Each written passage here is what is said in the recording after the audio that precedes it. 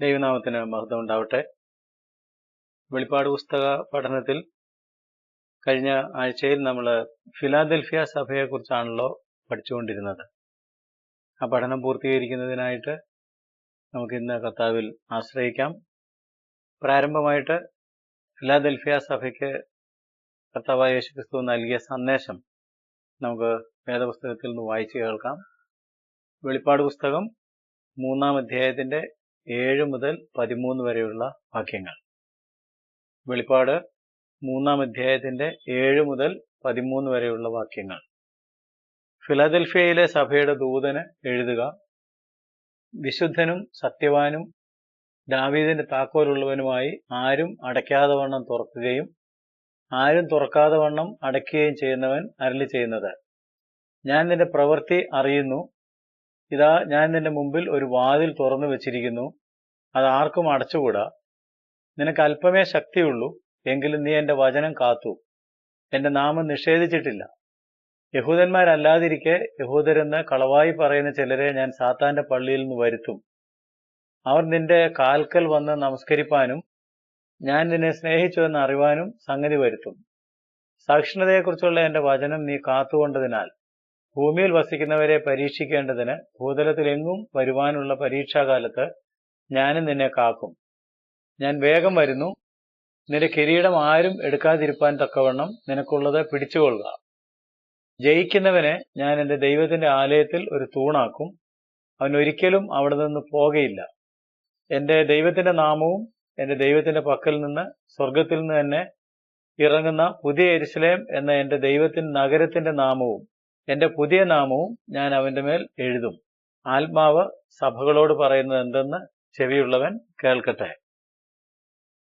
ഫിലാദൽഫിയ എന്ന പദത്തിന്റെ അർത്ഥം സഹോദര സ്നേഹം എന്ന് ആണ് എന്നും പിതാവായ ദൈവവും പുത്രനായ ദൈവവും പരിശുദ്ധാത്മാവായ ദൈവവും നമ്മെ സ്നേഹിക്കുവാനായിട്ടാണ് പഠിപ്പിച്ചതും മാതൃക കാണിച്ചു തന്നതെന്നും കഴിഞ്ഞ ക്ലാസ്സിൽ പ്രാരംഭമായിട്ട് നാം പഠിച്ചിരുന്നു. കർത്താവായ യേശു തന്നെ തന്നെ ഈ സഭയ്ക്ക് പരിചയപ്പെടുത്തിയപ്പോൾ വിശുദ്ധൻ, സത്യവാൻ, ദാവീദിന്റെ താക്കോലുള്ളവൻ എന്ന് പറഞ്ഞുകൊണ്ടാണ് തന്നെ തന്നെ പരിചയപ്പെടുത്തിയത്. ഈ സഭയ്ക്ക് കുറ്റങ്ങളൊന്നും തന്നെ എടുത്തു പറയുന്നില്ല എന്നുള്ളത് ശ്രദ്ധേയമാണ്. സഭയ്ക്കുള്ള അംഗീകാരവും ഉപദേശവും ഒരുമിച്ചാണ് കർത്താവ് നൽകിയത്. പ്രധാനമായിട്ട് നാം കഴിഞ്ഞ പ്രാവശ്യം ചിന്തിച്ചത് ഈ സഭയുടെ മുമ്പിൽ ഒരു വാതിൽ തുറന്നു വെച്ചിരിക്കുന്നു.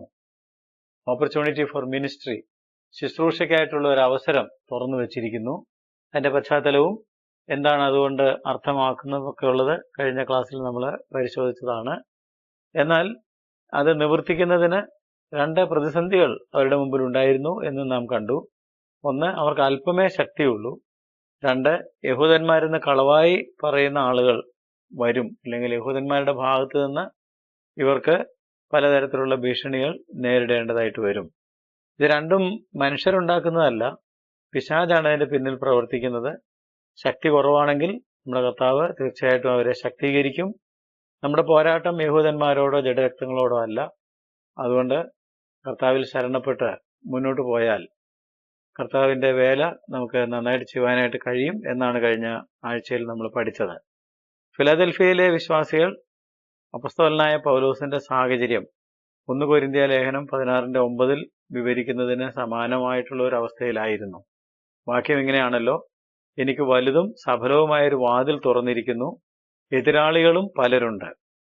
അവസരങ്ങളും എതിർപ്പുകളും ഒരുപോലെ മുമ്പിൽ നിൽക്കുമ്പോൾ വിശ്വാസം അവസരങ്ങളെ കാണും, അവിശ്വാസം എതിർപ്പുകളെ കാണും.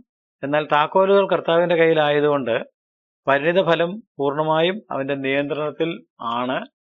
അങ്ങനെയാണെങ്കിൽ നമുക്ക് ഭയപ്പെടാതെ മുന്നോട്ട് പോകാനായിട്ട് കഴിയും.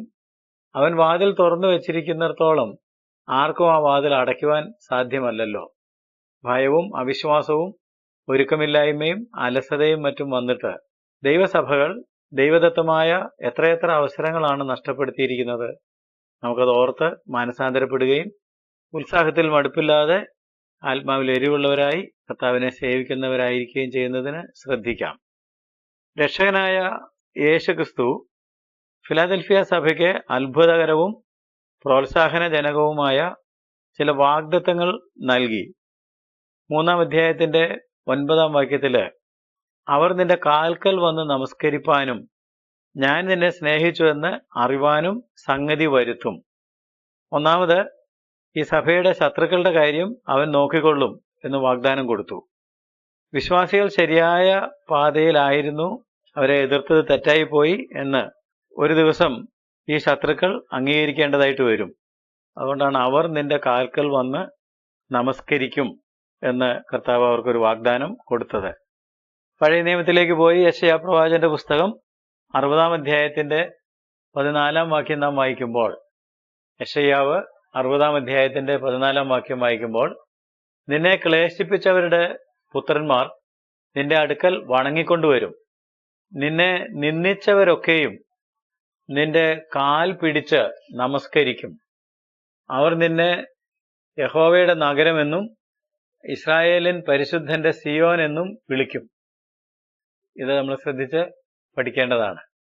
ഫിലിപ്പിയ ലേഖനം 2-ാം അധ്യായത്തിന്റെ 10ഉം 11ഉം വാക്യങ്ങൾ വായിക്കുമ്പോൾ, യേശുവിന്റെ നാമത്തിങ്കൽ സ്വർലോകരുടെയും ഭൂലോകരുടെയും അധോലോകരുടെയും മുഴങ്കാലൊക്കെയും മടങ്ങുകയും എല്ലാ നാവും യേശുക്രിസ്തു കർത്താവ് എന്ന് പിതാവായ ദൈവത്തിന്റെ മഹത്വത്തിനായി ഏറ്റുപറയുകയും ചെയ്യേണ്ടി വരും എന്നും രേഖപ്പെടുത്തിയിരിക്കുന്നു.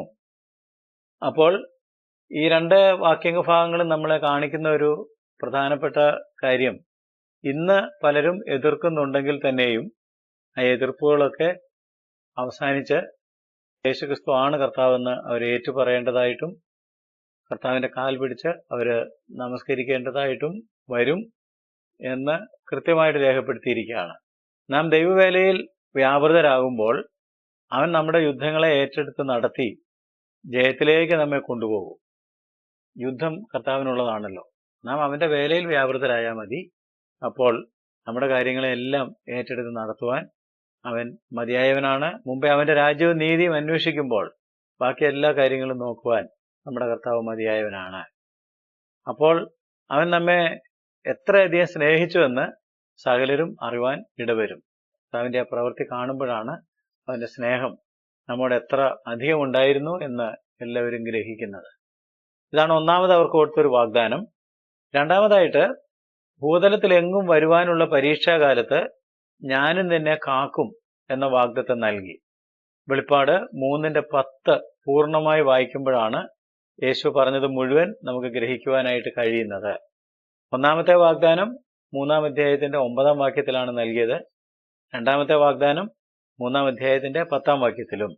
വെളിപ്പാട് 3:10 ഇങ്ങനെയാണ്: സഹിഷ്ണുതയെക്കുറിച്ചുള്ള എന്റെ വചനം നീ കാത്തുകൊണ്ടതിനാൽ ഭൂമിയിൽ വസിക്കുന്നവരെ പരീക്ഷിക്കേണ്ടതിന് ഭൂതലത്തിലെങ്ങും വരുവാനുള്ള പരീക്ഷാകാലത്ത് ഞാനും നിന്നെ കാക്കും. ഞാൻ വേഗം വരുന്നു. ഈ വാക്യത്തിൽ ശ്രദ്ധിക്കേണ്ടതായ 2-3 കാര്യങ്ങളുണ്ട്. ഒന്നാമത്, വെളിപ്പാട് 3:8-ലും 3:10-ലും എടുത്തു പറയുന്ന ഒരു കാര്യം, നീ എന്റെ വചനം കാത്തു എന്നാണ്. U have kept my word. നീ എന്റെ വചനം കാത്തു എന്നാണ്. 8-ാം വാക്യം ചിന്തിച്ചപ്പോൾ നാം അത് ചിന്തിച്ചതുമാണ്. എന്നാൽ 10-ാം വാക്യത്തിൽ പറഞ്ഞത് സഹിഷ്ണുതയെക്കുറിച്ചുള്ള എന്റെ വചനം നീ കാത്തു എന്നാണ്.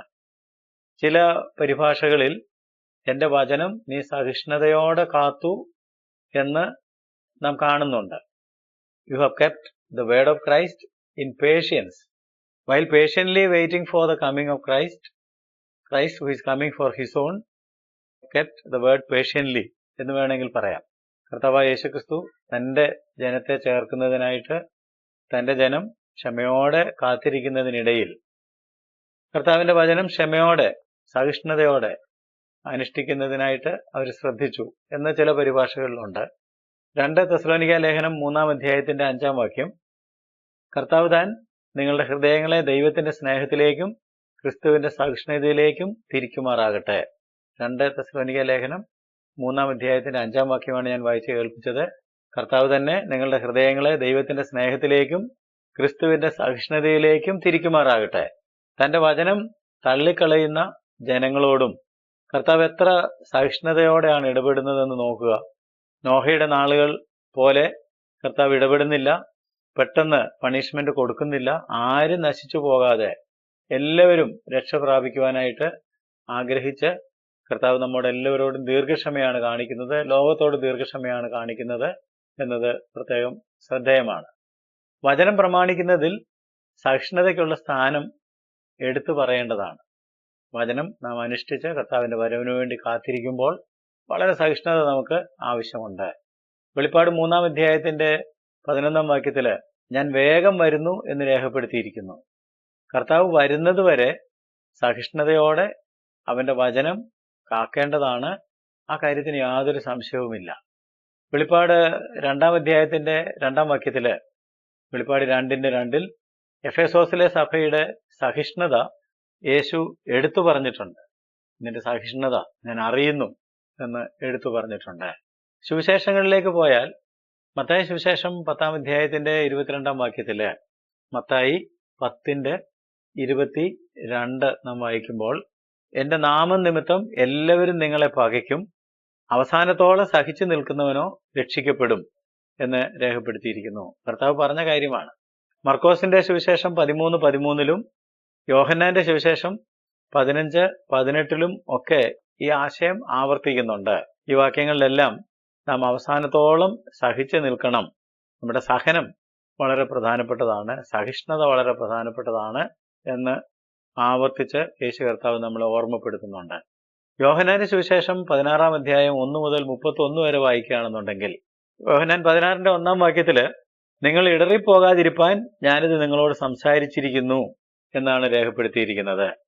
ആ അധ്യായം അവസാനിക്കുമ്പോൾ 16-ന്റെ 33 ലോകത്തിൽ നിങ്ങൾക്ക് കഷ്ടമുണ്ട്, എങ്കിലും ധൈര്യപ്പെടുവീൻ, ഞാൻ ലോകത്തെ ജയിച്ചിരിക്കുന്നു എന്ന് യേശു പറഞ്ഞപ്പോൾ സഹിഷ്ണുത എന്തുമാത്രം ആവശ്യമാണ് എന്ന് വ്യക്തമാക്കുകയാണ് ചെയ്തത്. മാത്രമല്ല, ലോകത്തിൽ കഷ്ടമുണ്ട്, എന്നാൽ ധൈര്യപ്പെട്ട് സഹിഷ്ണുതയോടെ കർത്താവിന്റെ കൂടെ നിൽക്കുമ്പോഴാണ് നമുക്ക് ജയത്തിലേക്ക് വരുന്നതിനായിട്ട് കഴിയുന്നത്. ലൂക്കോസിന്റെ സുവിശേഷം 21-ാം അധ്യായത്തിന്റെ 19-ാം വാക്യത്തില് നമ്മൾ വായിക്കുന്നത്, നിങ്ങൾ ക്ഷമ കൊണ്ട് നിങ്ങളുടെ പ്രാണനെ നേടും, നിങ്ങൾ ക്ഷമ കൊണ്ട് നിങ്ങളുടെ പ്രാണനെ നേടും എന്നും പറഞ്ഞ് നമുക്ക് ക്ഷമയും സഹിഷ്ണുതയും വളരെ ആവശ്യമാണെന്ന് കർത്താവ് നമ്മളെ ഓർമ്മപ്പെടുത്തിയിട്ടുണ്ട്. ഈ കാര്യങ്ങളെല്ലാം ചിന്തിക്കുമ്പോൾ നമ്മുടെ ക്ഷമയും നമ്മുടെ സഹിഷ്ണുതയും വർദ്ധിക്കുന്നതിനായിട്ട് ദൈവകൃപയിൽ നമുക്ക് ആശ്രയിക്കുകയും സഹിഷ്ണുത നമുക്ക് ആർജിച്ചെടുക്കുകയും ചെയ്യാം. കർത്താവായ യേശുക്രിസ്തു അറിയിച്ച കൃപയുടെ സുവിശേഷം സഹിഷ്ണുതയെക്കുറിച്ചുള്ള ദൈവവചനമാണ്. എങ്ങനെയാണെന്ന് ചോദിച്ചാൽ, പാപപങ്കിലമായ ലോകത്തെ ദൈവം ക്ഷമയോടെ സഹിച്ചതിന്റെ ഫലമാണ് സുവിശേഷം. സുവിശേഷം എന്ന് പറയുമ്പോൾ നമുക്ക് നഷ്ടപ്പെട്ടതെല്ലാം തിരികെ പ്രാപിക്കുന്നത് വരെയുള്ള കാര്യമാണ്. രക്ഷിക്കപ്പെട്ടു എന്ന് പറഞ്ഞ് സമാധാനിക്കുന്ന കാര്യമല്ല. അതിൽ ദൈവം പാപലോകത്തെ സഹിഷ്ണുതയോടെ കൈകാര്യം ചെയ്യുന്നത് പോലെ നാമും ക്ഷമയോടെ ഈ ലോകത്തിൽ സുവിശേഷം ജീവിച്ചു പോരണം. സുവിശേഷം പ്രസംഗിച്ചു മാത്രമല്ല, സുവിശേഷം ജീവിക്കണം. നാം തന്നെ ജീവിക്കുന്ന ഒരു സുവിശേഷമായിട്ട് മാറണം. സമാധാന സുവിശേഷത്തിന്റെ പിന്നാലെ പരീക്ഷാകാലവും ഉണ്ട് എന്ന് യേശു ഓർമ്മിപ്പിച്ചു. സുവിശേഷം പ്രസംഗിക്കുന്നിടത്തൊക്കെ സുവിശേഷത്തിന്റെ പിന്നാലെ പരീക്ഷാകാലമുണ്ട്. ഭൂമിയിൽ വസിക്കുന്നവരെ പരീക്ഷിക്കേണ്ടതിന് ഭൂതലത്തിലെങ്ങും വരുവാനുള്ള പരീക്ഷാകാലം. അങ്ങനെയാണല്ലോ നാം വായിച്ച വാക്യത്തിൽ കണ്ടത്. ഭൂമിയിൽ വസിക്കുന്നവരെ പരീക്ഷിക്കേണ്ടതിന് ഭൂതലത്തിലെങ്ങും വരുവാനുള്ള പരീക്ഷാകാലം. വെളിപ്പാടില് 6-ാം അധ്യായം മുതൽ 19-ാം അധ്യായം വരെ ഉള്ള അധ്യായങ്ങൾ നമ്മൾ പരിശോധിക്കുമ്പോൾ യോഹന്നാൻ അവിടെ വിവരിക്കുന്നത് മഹോപദ്രവത്തിന്റെ കാര്യമാണ്. ആ കാലത്തെ പലതായിട്ട് തിരിച്ചിട്ടുണ്ടെന്നും അന്ന് എന്തൊക്കെ സംഭവിക്കുമെന്നും ഒക്കെയുള്ള കാര്യങ്ങൾ നമ്മൾ ആമുഖ ക്ലാസ്സിൽ പഠിച്ചതാണ്. ഈ ഉപദ്രവം ഏതെങ്കിലും ഒരു പ്രാദേശിക ഉപദ്രവമല്ല എന്നതും ശ്രദ്ധേയമാണ്. ഒരു പ്രദേശത്തുണ്ടാകുന്ന ഉപദ്രവമല്ല ഇവിടെ പരാമർശിക്കുന്നത്. ഭൂതലത്തിലെങ്ങും വരുവാനുള്ള പരീക്ഷാകാലം എന്ന പ്രയോഗം പ്രത്യേകം ശ്രദ്ധിക്കണം. ഭൂതലത്തിലെങ്ങും വരുവാനുള്ള പരീക്ഷാകാലം. ഭൂമിയിൽ വസിക്കുന്നവരെ പരീക്ഷിക്കേണ്ടതിന് എന്ന പ്രയോഗവും വളരെ വ്യക്തമായിട്ടാണ് ഇരിക്കുന്നത്. രണ്ട് പ്രയോഗങ്ങളുണ്ട്. ഭൂതലത്തിലെങ്ങും വരുവാനുള്ള പരീക്ഷാകാലം, ഭൂമിയിൽ വസിക്കുന്നവരെ പരീക്ഷിക്കേണ്ടതിന്. ഭൂമിയിൽ വസിക്കുന്നവർ ഭൂവാസികൾ എന്ന പ്രയോഗം വെളിപ്പാടിൽ ആവർത്തിച്ചു വരുന്നതാണ്. ഞാനിനി പറയുന്ന വാക്യങ്ങൾ ഒന്ന് വായിക്കുന്നത് നന്നായിരിക്കും. എല്ലാം വെളിപ്പാടിൽ നിന്നാണ്. വെളിപ്പാട് പുസ്തകം 6-ാം അധ്യായത്തിന്റെ 10-ാം വാക്യം, 8-ാം അധ്യായത്തിന്റെ 13-ാം വാക്യം, 11-ാം അധ്യായത്തിന്റെ 10-ാം വാക്യം, 12-ാം അധ്യായത്തിന്റെ 12-ാം വാക്യം, 13-ാം അധ്യായത്തിന്റെ 8-ാം വാക്യം, 13-ന്റെ 12, 13-ന്റെ 14, 14-ാം അധ്യായത്തിന്റെ 6-ാം വാക്യം, 17-ാം അധ്യായത്തിന്റെ 2-ാം വാക്യവും 8-ാം വാക്യവും. ഈ വാക്യങ്ങളിലെല്ലാം ഭൂവാസികൾ അല്ലെങ്കിൽ ഭൂമിയിൽ വസിക്കുന്നവർ എന്ന പ്രയോഗമുണ്ട്. ഞാൻ വാക്യങ്ങളുടെ പ്രസക്തമായ ഭാഗം മാത്രം നിങ്ങളെ ഓർമ്മപ്പെടുത്തുകയാണെങ്കിൽ, വെളിപ്പാട് 6-ന്റെ 10 ഭൂമിയിൽ വസിക്കുന്നവരോട് എന്ന പ്രയോഗം കാണാം. വെളിപ്പാട് 8-ന്റെ 13 നമ്മൾ വായിക്കുമ്പോൾ ഭൂവാസികൾക്ക് കഷ്ടം കഷ്ടം കഷ്ടം എന്ന് ഉറക്കെ വിളിച്ചു പറഞ്ഞു. വെളിപ്പാട് 11-ന്റെ 10 ഭൂമിയിൽ വസിക്കുന്നവർ എന്ന് രേഖപ്പെടുത്തിയിരിക്കുന്നു. വെളിപ്പാട് 12-ന്റെ 12 ഭൂമിയും അതിൽ വസിക്കുന്നവരും, inhabitants of the earth, English ബൈബിളിലാണ് അത് വളരെ വ്യക്തമായിട്ട് കാണാൻ കഴിയുന്നത്. 13-ാം അധ്യായത്തിന്റെ 8-ാം വാക്യത്തില് ഭൂവാസികൾ അതിനെ നമസ്കരിക്കും. ഒരു മൃഗത്തിന്റെ കാര്യമാണ് പറയുന്നത്. ഭൂവാസികൾ അതിനെ നമസ്കരിക്കും. 13-ാം അധ്യായത്തിന്റെ 12-ാം വാക്യത്തിൽ ഭൂമിയും അതിൽ വസിക്കുന്നവരും, 13-ാം അധ്യായത്തിന്റെ 14-ാം വാക്യത്തിൽ ഭൂവാസികളെ തെറ്റിക്കും. ഈ മൃഗത്തിന്റെ കാര്യം തന്നെയാണ് പറയുന്നത്. ഭൂവാസികളെ തെറ്റിക്കും. വെളിപ്പാട് 14-ന്റെ 6 ഭൂവാസികളായ സകലരോടും അറിയിക്കുന്ന ഒരു നിത്യസുവിശേഷത്തെക്കുറിച്ച് അവിടെ പറയുന്നുണ്ട്. ഭൂവാസികളായ സകലരോടും. സഭ മാറ്റപ്പെട്ടതിന് ശേഷവും ഭൂമിയിൽ വസിക്കുന്നവരെയാണ് പ്രധാനമായിട്ട് അവിടെ ഉദ്ദേശിക്കുന്നത്. 17-ാം അധ്യായത്തിന്റെ 2-ാം വാക്യത്തില് മഹദിയാം ബാബിലോണിനെ കുറിച്ച് പറയുമ്പോൾ ഭൂവാസികളെ മത്തരാക്കി. 17-ന്റെ 8 ഭൂവാസികൾ അതിനെ കണ്ട് അതിശയിക്കും. ഭൂമിയിൽ വസിക്കുന്നവർ, ഭൂവാസികൾ എന്ന പ്രയോഗം വെളിപ്പാട് പുസ്തകത്തിൽ ആവർത്തിച്ചു വരുന്നു എന്നുള്ള കാര്യം എന്തിനാണ് പറഞ്ഞതെന്ന് ചോദിച്ചാൽ, ഈ പ്രയോഗങ്ങളെല്ലാം കാണിക്കുന്നത് ഈ ഭൂമിയിൽ ദൈവചിന്തയില്ലാതെ ഈ ആയുസ്സിൽ മാത്രം പ്രത്യാശ വെച്ച് ഈ ഭൂമിക്ക് വേണ്ടി മാത്രം ജീവിക്കുന്നവർ എന്ന അർത്ഥത്തിലാണ് ഇത് പ്രയോഗിച്ചിരിക്കുന്നത്. അല്ലാതെ ഭൂമിയിൽ താമസിക്കുന്നവർ എന്ന അർത്ഥത്തിൽ മാത്രമല്ല. അവർ ജീവിക്കുന്നത് ഭൂമിക്ക് വേണ്ടിയാണ്. അവര് ഭൂമിയിൽ മാത്രം വസിക്കുന്നതിനായിട്ട്, ഇതിനപ്പുറത്തൊരു വാസം ഉണ്ട് എന്ന് അവർ കരുതുന്നില്ല. അങ്ങനെ ഒരു കൂട്ടം ആളുകളുണ്ടല്ലോ, പ്രത്യാശയില്ലാത്ത ആളുകൾ.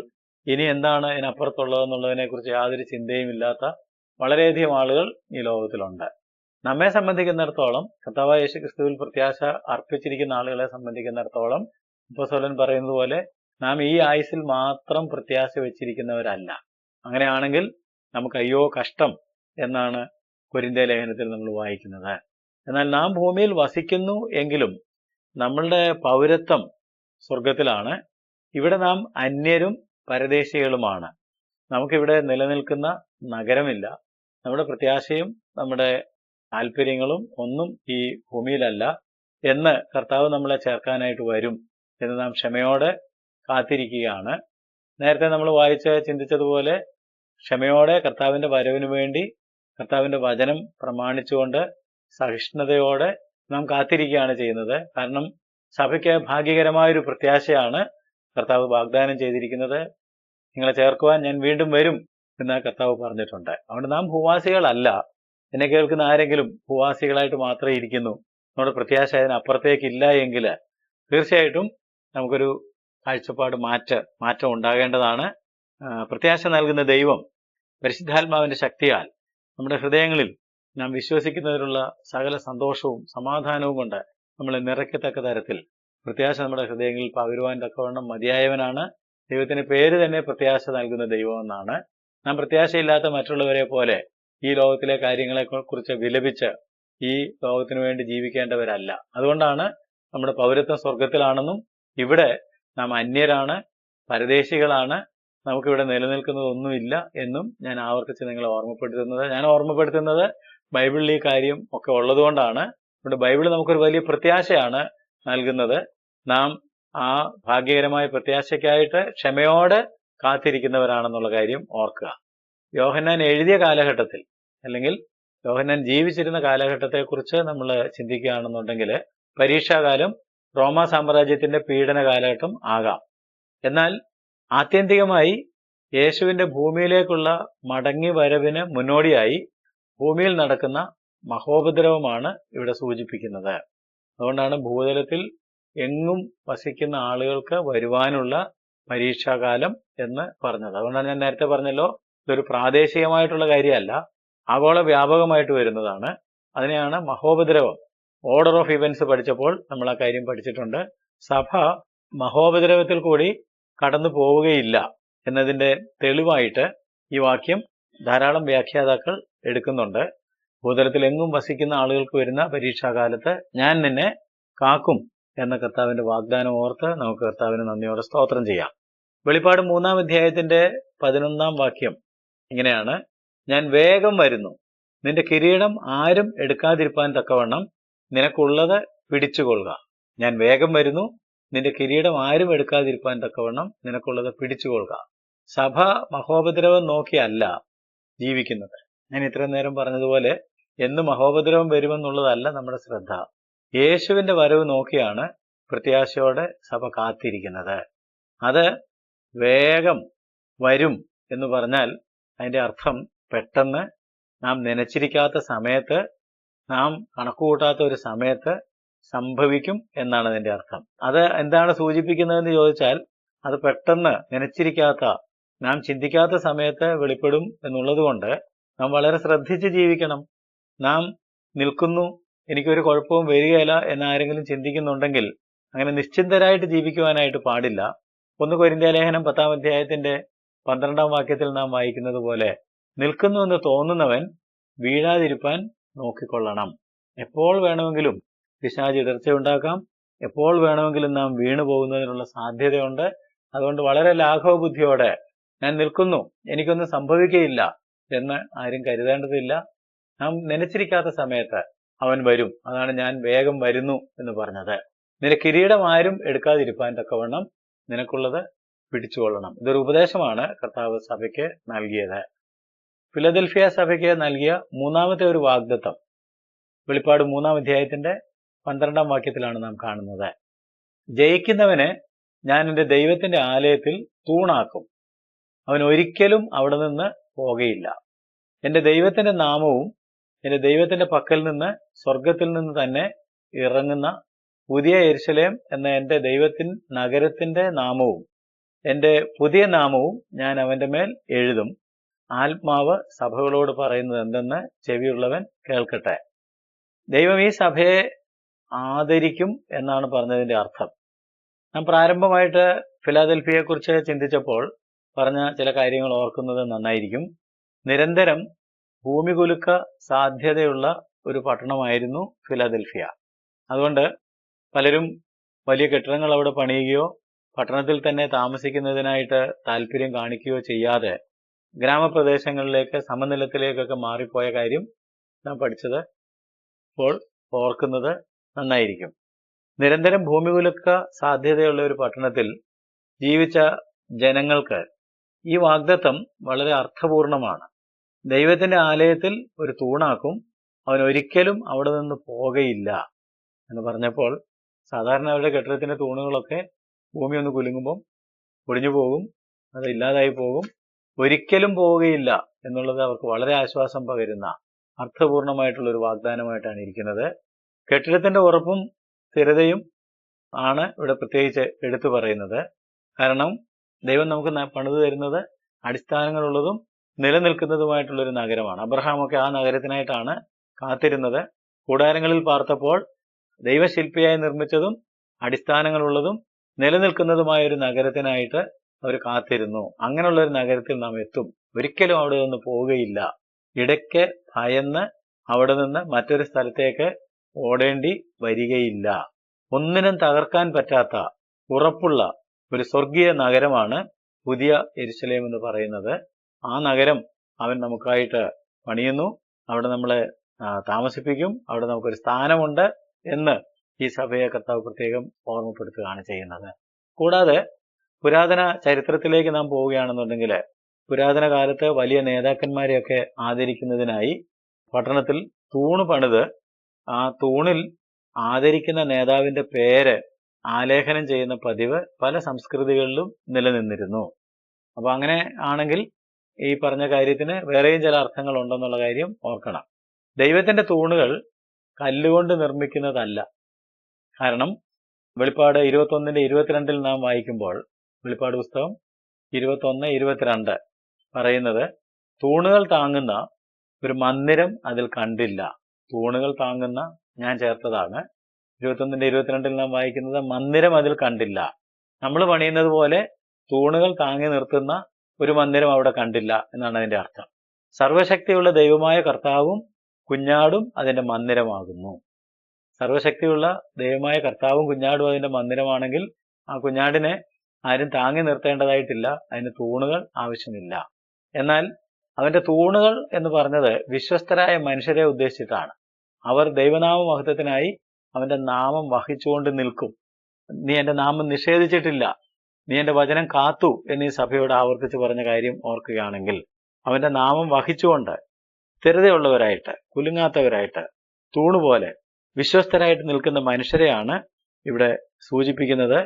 ഗലാത്യ ലേഖനം 2-ാം അധ്യായത്തിന്റെ 9-ാം വാക്യം, ഗലാത്യർക്ക് എഴുതിയ ലേഖനം 2-ാം അധ്യായത്തിന്റെ 9-ാം വാക്യം, അവിടെ നാം വായിക്കുന്നത് തൂണുകളായി എണ്ണപ്പെട്ടിരുന്ന യാക്കോബും കേഫാവും യോഹന്നാനും. യെരുശലേം സഭയെ സംബന്ധിക്കുന്നിടത്തോളം 3 വ്യക്തിത്വങ്ങളാണ് തൂണുകളായി എണ്ണപ്പെട്ടിരുന്നത്: യാക്കോബ്, കേഫാവ് അല്ലെങ്കിൽ പത്രോസ്, യോഹന്നാൻ.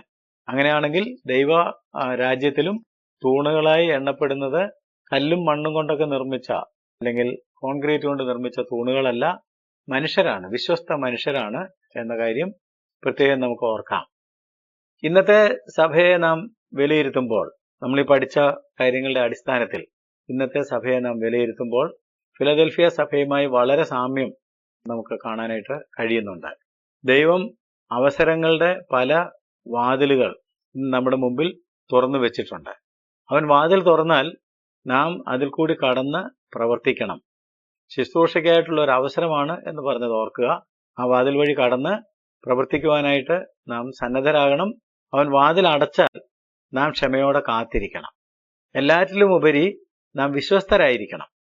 ദൈവത്തോട് വിശ്വസ്തതയുള്ളവരായി അവസരങ്ങൾ കണ്ട് ഉണർന്ന് പ്രവർത്തിക്കണം. നാം തടസ്സങ്ങൾ നോക്കിക്കൊണ്ടിരിക്കുകയല്ല വേണ്ടത്. നമുക്ക് പലപ്പോഴും തടസ്സങ്ങൾ ഉന്നയിച്ച് പറയാൻ എളുപ്പമുണ്ട്. എന്നാൽ പ്രാരംഭമായിട്ട് ഞാൻ നിങ്ങളെ ഓർമ്മിപ്പിച്ചതുപോലെ വിശ്വാസം എപ്പോഴും അവസരങ്ങളെ കാണും, അത് പ്രയോജനപ്പെടുത്തും. എന്നാൽ അവിശ്വാസമാണ് തടസ്സങ്ങളെ കാണുകയും അലസരായി തീരുകയും ഒഴികഴിവുകൾ പറയുകയും ചെയ്യുന്നത്. കർത്താവ് നമ്മുടെ മുമ്പിൽ ഒരു വാതിൽ തുറന്നു വെച്ചിരിക്കുന്നുവെങ്കിൽ തീർച്ചയായിട്ടും നമ്മുടെ ഉള്ളിൽ വിശ്വാസം നിറഞ്ഞിട്ട് ആമേൻ കർത്താവേ എന്ന് പറഞ്ഞിട്ട് നാം പ്രവർത്തിക്കുന്നതിനായിട്ട് ആ വാതിൽ കൂടി കടന്ന് മുമ്പോട്ട് പോവുകയാണ് ചെയ്യുന്നത്, തടസ്സങ്ങൾ നോക്കിയിരിക്കുകയല്ല. പൗലോസ് പറഞ്ഞതുപോലെ ഒരു വാതിൽ തുറന്നിട്ടുണ്ട്, എതിരാളികളും പലരുണ്ട്. എന്നാൽ നാം ആ എതിരാളിയെ അല്ല കാണേണ്ടത്. ഈ തുറന്ന വാതിൽ ആര് തുറന്നു? തുറന്നത് ദാവീദിന്റെ താക്കോലുള്ളവനാണെങ്കിൽ ആർക്കും അത് അടയ്ക്കാൻ കഴിയുകയില്ല. നമ്മളെക്കുറിച്ച് കർത്താവ് ഉദ്ദേശിച്ചിരിക്കുന്നത് അക്കംപ്ലിഷ് ചെയ്യുന്നതിനായിട്ട്. ഞാൻ കഴിഞ്ഞ ക്ലാസ്സിൽ പറഞ്ഞല്ലോ, ഗോഡ്സ് കമാൻഡ്മെന്റ്സ് ആർ ഹിസ് എനേബിൾമെന്റ്സ്. അവൻ നമ്മളോടൊരു കാര്യം പറഞ്ഞാൽ, ഒരവസരം തന്നാൽ അത് ചെയ്യുവാനായിട്ട് അവൻ നമ്മെ ശക്തീകരിക്കുകയും കൂടി ചെയ്യും. അതുകൊണ്ട് നാം നമ്മുടെ അവസരങ്ങൾ പാഴാക്കിയാൽ നാം നമ്മുടെ കിരീടങ്ങൾ അല്ലെങ്കിൽ നമ്മുടെ പ്രതിഫലം നഷ്ടമാക്കുകയാണ് ചെയ്യുന്നത്. അതുകൊണ്ടാണ് ആരും നിന്റെ കിരീടം എടുക്കാതിരിപ്പാൻ നീ സൂക്ഷിക്കണം എന്ന് പറഞ്ഞത്. കിരീടങ്ങളൊക്കെ നഷ്ടമാക്കുകയാണെന്നുണ്ടെങ്കിൽ അതിന്റെ പരിണിത ഫലം നമ്മൾ 1 യോഹന്നാൻ 2-ാം അധ്യായത്തിന്റെ 28-ാം വാക്യത്തിൽ കാണുന്നത് പോലെ ആകും. 1 യോഹന്നാൻ 2-ാം അധ്യായത്തിന്റെ 28-ാം വാക്യം, അവൻ പ്രത്യക്ഷനാകുമ്പോൾ നാം അവന്റെ സന്നിധിയിൽ ലജ്ജിച്ചു പോകാതെ, അവന്റെ പ്രത്യക്ഷതയിൽ നമുക്ക് ധൈര്യമുണ്ടാകുവാൻ നാം അവനിൽ വസിക്കണം എന്നാണ് വാക്യം നമ്മളോട് പറയുന്നത്.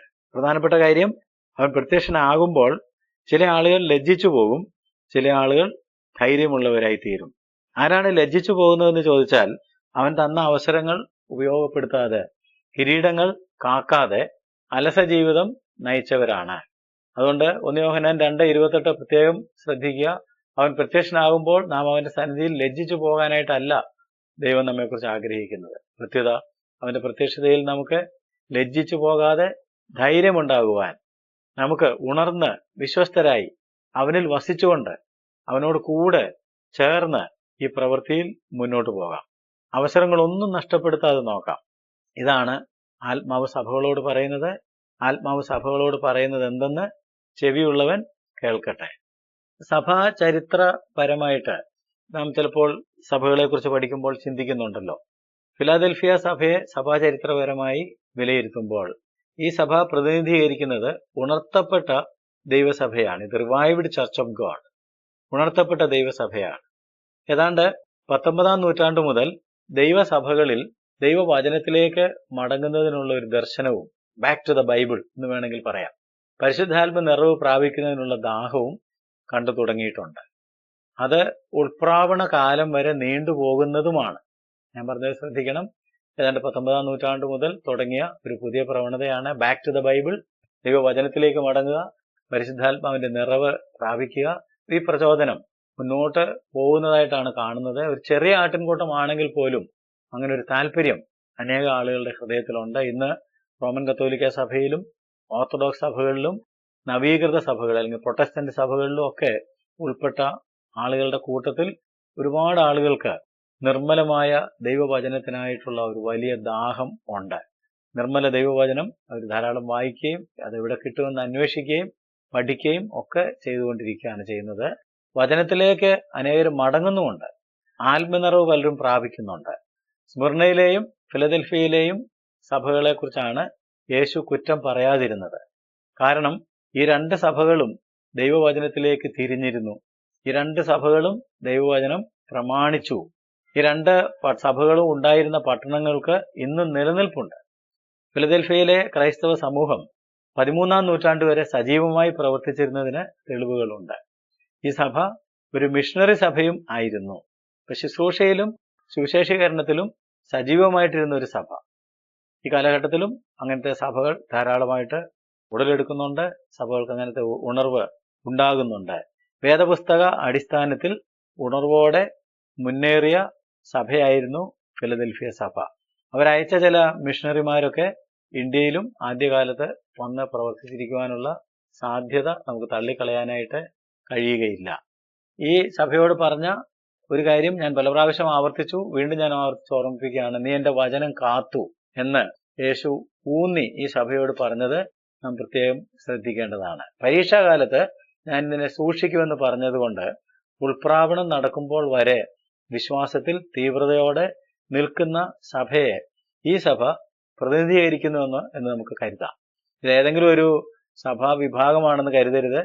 ഇതേതെങ്കിലും ഒരു ഭൂപ്രദേശത്തുള്ള ഒരു സഭയാണെന്ന് കരുതരുത്. പ്രത്യുത എല്ലാ സഭകളിലുമായി സാർവലൗകികമായി ആത്മനിറവിലും വചനാനുസരണത്തിലും കർത്താവിന്റെ വരവിനായി പ്രത്യാശയോടിരിക്കുന്ന മണവാട്ടി സഭയാണ്. ആ മണവാട്ടി സഭയുടെ ഭാഗമായിരിക്കുവാൻ നമുക്കും ശ്രദ്ധിക്കാം. ആത്മാവ് സഭകളോട് പറയുന്നത് എന്തെന്ന് ചെവിയുള്ളവൻ കേൾക്കട്ടെ. ഇതാണ് ഫിലാദൽഫിയ സഭയ്ക്ക് കർത്താവായ യേശു ക്രിസ്തു നൽകിയ സന്ദേശം. നമുക്കൊരു ചെറിയ പുനരവലോകനം നടത്തുന്നത് നന്നായിരിക്കും. ഫിലാദൽഫിയ സഹോദര സ്നേഹത്തിന്റെ പട്ടണമാണ്. ദൈവം നമ്മോട് ഒന്നാമത് ചെയ്തൊരു കാര്യം 1 തെസ്സലോനിക്ക ലേഖനം 4-ാം അധ്യായത്തിന്റെ 9-10 വാക്യങ്ങളിൽ നമ്മൾ വായിച്ചത് ഓർക്കുക. അന്യോന്യം സ്നേഹിപ്പാൻ നിങ്ങൾ ദൈവത്താൽ ഉപദേശം പ്രാപിച്ചു. We were all taught of God to love one another. അന്യോന്യം സ്നേഹിക്കുന്നതിനായിട്ട് പിതാവായ ദൈവം നമ്മളെ പഠിപ്പിച്ചു, പുത്രനായ ദൈവം നമ്മളെ പഠിപ്പിച്ചു, പരിശുദ്ധാത്മാവാൻ ദൈവം നമ്മളെ പഠിപ്പിച്ചു. ഞാൻ പറഞ്ഞു തന്ന വാക്യങ്ങളൊക്കെ യോഹന്നാൻ 4:19, യോഹന്നാന്റെ സുവിശേഷം 13:34, റോമാലേഖനം 5:5. സുവിശേഷം എന്ന് പറയുന്നത് ദൈവസ്നേഹത്തിന്റെ സന്ദേശമാണ്. ദൈവം നമ്മളെ അത്രയധികം സ്നേഹിച്ചു. നാം ആരും നശിച്ചു പോകാതെ നിത്യജീവൻ പ്രാപിക്കുവാനായിട്ട് ആഗ്രഹിച്ചുകൊണ്ട് തന്റെ മകനെ നൽകുവാൻ തക്കവണ്ണം ദൈവം ലോകത്തെ സ്നേഹിച്ചു. ആ സ്നേഹത്തിന്റെ സന്ദേശമാണ് സുവിശേഷം. ഈ സുവിശേഷം അറിയിച്ച കർത്താവ് ആരാണെന്ന് സഭയ്ക്ക് തന്നെ പരിചയപ്പെടുത്തിയപ്പോൾ യേശു പറഞ്ഞു, വിശുദ്ധൻ, സത്യവാൻ, ദാവീദിന്റെ താക്കോലുള്ളവൻ. അതെന്തിനാ പറഞ്ഞതെന്ന് ചോദിച്ചാൽ, നാമും വിശുദ്ധരായി തീരണം. അവൻ വിശുദ്ധനായിരിക്കുന്നത് പോലെ നാം വിശുദ്ധരായി തീരണം. അവൻ സത്യവാനായിരിക്കുന്നത് പോലെ നാം സത്യസന്ധരായി തീരണം. അപ്പോഴാണ് ദൈവം നമുക്ക് അധികാരം നൽകുന്നത്. താക്കോലുകൾ അവന്റെ കയ്യിലായിരിക്കുന്നത്. സ്വർഗത്തിലും ഭൂമിയിലും സകല അധികാരമുള്ളവൻ അധികാരം നമുക്ക് തരും. നാം വിശ്വസ്തരും സത്യസന്ധരുമായി മാറേണ്ടതാണ്. ഫെയ്ത്ത്ഫുൾ ആയിട്ട് മാറേണ്ടതാണ്. ഈ സഭയെക്കുറിച്ച് കുറ്റമൊന്നും പറഞ്ഞില്ല. അംഗീകാരവും ഉപദേശവും ഒരുമിച്ചാണ് കിടക്കുന്നത്. അതിൽ ഏറ്റവും പ്രധാനപ്പെട്ടത്, ഇതിന്റെ മുമ്പിൽ ഞാനൊരു വാതിൽ തുറന്നു വെച്ചിരിക്കുന്നു. It was A door of opportunity for ministry. 2 പ്രതിസന്ധികൾ ഉണ്ടായിരുന്നു. അല്പമേ ശക്തിയുള്ളൂ, യഹൂദന്മാരുണ്ടാക്കിയ പ്രശ്നങ്ങൾ.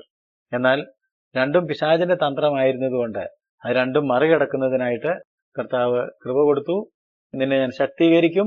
നമുക്ക് പോരാട്ടം ജഡരക്തങ്ങളോടല്ല, കർത്താവ് തന്നെ അതിനെയെല്ലാം പരാജയപ്പെടുത്തിയതായതുകൊണ്ട് അവൻ നമ്മളെ ശക്തീകരിക്കും. നാം ചെയ്യേണ്ട കാര്യം അവന്റെ വചനം കാക്കുക, അവന്റെ നാമം നിഷേധിക്കാതിരിക്കുക.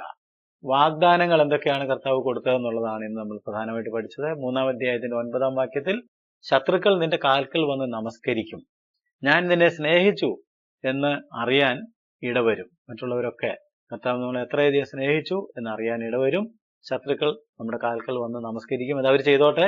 നമ്മൾ കർത്താവിന്റെ സ്നേഹത്തിൽ വസിക്കുകയും ആ സ്നേഹം മറ്റുള്ളവർക്ക് കൊടുക്കുകയും ആ സ്നേഹത്തിന്റെ സന്ദേശം മറ്റുള്ളവരെ അറിയിക്കുകയും ചെയ്യുക എന്നുള്ളതാണ് നമ്മുടെ ദൗത്യം. രണ്ടാമതായിട്ട്, ഭൂലോകത്തിൽ എങ്ങും വരുന്ന പരീക്ഷാകാലത്ത് ഞാനും നിന്നെ കാക്കും. കാരണം സാക്ഷരതയെക്കുറിച്ചുള്ള എന്റെ വചനം നീ കാത്തു. ഞാൻ വേഗം വരുന്നു, നിന്റെ കിരീടം ആരും എടുക്കാതിരിപ്പാൻ നിനക്കുള്ളത് പിടിച്ചുകൊള്ളുക. കർത്താവ് നമ്മളെ കാക്കാമെന്ന് പറഞ്ഞിരിക്കുന്നു. കർത്താവിന് സ്തോത്രം. പക്ഷെ നാം സഹിഷ്ണുതയോടെ അവന്റെ വചനം കാക്കണം. സഹിഷ്ണുതയെക്കുറിച്ചുള്ള അവന്റെ വചനം സുവിശേഷമാണെന്ന് ഞാൻ പറഞ്ഞു. കർത്താവ് വരുന്നത് വരെയും ആ സുവിശേഷം നാം പ്രഘോഷിക്കണം. അതിൽ നാം വിശ്വസ്തരായിരിക്കണം. നമ്മുടെ കിരീടം ആരും എടുക്കാതിരിക്കുവാനായിട്ട് നമുക്കുള്ളത് അല്പശക്തിയുള്ളെങ്കിൽ അത് നാം സൂക്ഷിക്കണം. അത് നഷ്ടപ്പെട്ടു പോകാതെ കാക്കണം. അതിനെ കൂടുതൽ ശക്തീകരിക്കുന്നതിനായിട്ട് ദൈവത്തെ കാത്തിരിക്കണം. യഹോവയെ കാത്തിരിക്കുന്നവർ ശക്തിയെ പുതുക്കും. അവർ ക്ഷീണിച്ചു പോകാതെ ഓടുകയും തളർന്നു പോകാതെ നടക്കുകയും ചെയ്യും എന്ന് ഓർക്കുക. അവസാനമായിട്ട് 3-ാം അധ്യായത്തിന്റെ 12-ാം വാക്യത്തില് വെളിപ്പാട് 3:12 ജയിക്കുന്നവന് എന്ത് കൊടുക്കും എന്ന് പറഞ്ഞു. ദൈവത്തിന്റെ ആലയത്തിൽ തൂണാക്കും, ഒരിക്കലും അവിടെ നിന്ന് പോവുകയില്ല. ദൈവത്തിന്റെ ആലയത്തിൽ തൂണാക്കും എന്ന് പറഞ്ഞാൽ ദൈവവേലയിൽ വിശ്വസ്തരായിട്ട് നിൽക്കുന്നവരെ അവന്റെ നാമം എഴുതി ആദരിച്ച് അവന്റെ കൂടെ മന്ദിരത്തിൽ ചേർക്കുവാനായിട്ട്, അവന്റെ കൂടാരത്തിലേക്ക് നമ്മളെ സ്വീകരിക്കുവാനായിട്ട് കർത്താവ് ഒരുങ്ങിയിരിക്കുകയാണ്. എന്റെ ദൈവത്തിന്റെ നാമം, പുതിയ യെരുശലേമിന്റെ നാമം, എന്റെ പുതിയ നാമം ഒക്കെ അവന്റെ മേൽ എഴുതും. നമ്മുടെ മേൽ ഈ നാമങ്ങളൊക്കെ എഴുതി ഈ നാമം വഹിച്ചുകൊണ്ട് നിൽക്കുവാൻ ദൈവം നമുക്ക് തരുന്ന വലിയ കൃപയോർത്ത് നമുക്ക് ദൈവത്തിന് നന്ദിയോടെ സ്തോത്രം ചെയ്യാം. ഈ കാലഘട്ടത്തിലെ സഭ, പ്രസന്റ് ഡേ ചർച്ച്, അതിന്റെ മുമ്പിൽ ധാരാളം ഓപ്പർച്യൂണിറ്റീസ് ഉണ്ട്. ധാരാളം വാതിലുകൾ കർത്താവ് തുറന്നു വെച്ചിട്ടുണ്ട്. ശുശ്രൂഷയ്ക്കായിട്ടുള്ള ധാരാളം അവസരം. ചിന്തിക്കുക, ഏത് കാലഘട്ടത്തെക്കാളും കൂടുതൽ അവസരങ്ങളുള്ള ഒരു കാലഘട്ടത്തിലാണ് നാം ജീവിക്കുന്നത്. എന്നാൽ അതനുസരിച്ച് നാം ശുശ്രൂഷ ചെയ്യുന്നുണ്ടോ? നമുക്ക് പല പല മാധ്യമങ്ങൾ വഴി വചനം കൊടുക്കുന്നതിനായിട്ടുള്ള ധാരാളം അവസരങ്ങളുള്ള ഒരു കാലഘട്ടത്തിലാണ് നാം ജീവിക്കുന്നത്.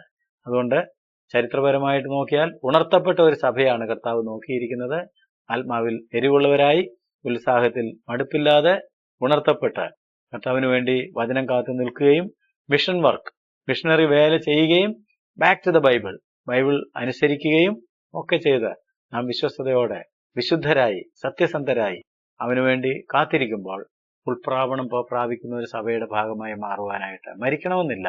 കർത്താവ് നമ്മളെ രൂപാന്തരപ്പെടുത്തി അവന്റെ കൂടെ ചേർക്കുവാനായിട്ട് വേഗം വരുന്നു. ഇത്ര ഭാഗ്യകരമായ ഒരു പ്രത്യാശ നമുക്ക് തന്ന കർത്താവിന്റെ സന്നിധിയിൽ സന്തോഷമുള്ളവരായി, പ്രത്യാശയുള്ളവരായി, അവൻ തുറന്നു വെച്ചിരിക്കുന്ന വാതിലുകൾ കൂടി കടന്ന് വേല ചെയ്യുന്നവരായി ഇരിക്കാനായിട്ട് നമുക്ക് നമ്മളെ അവന്റെ കരങ്ങളിൽ ഏൽപ്പിക്കാം. വീഴ്ചകൾ സംഭവിച്ചിട്ടുണ്ടെങ്കിൽ അത് ഏറ്റുപറയുക, ഒരു പുതിയ സമർപ്പണത്തിലേക്ക് നമുക്ക് നമ്മളെ ഏൽപ്പിക്കുകയും ചെയ്യാം.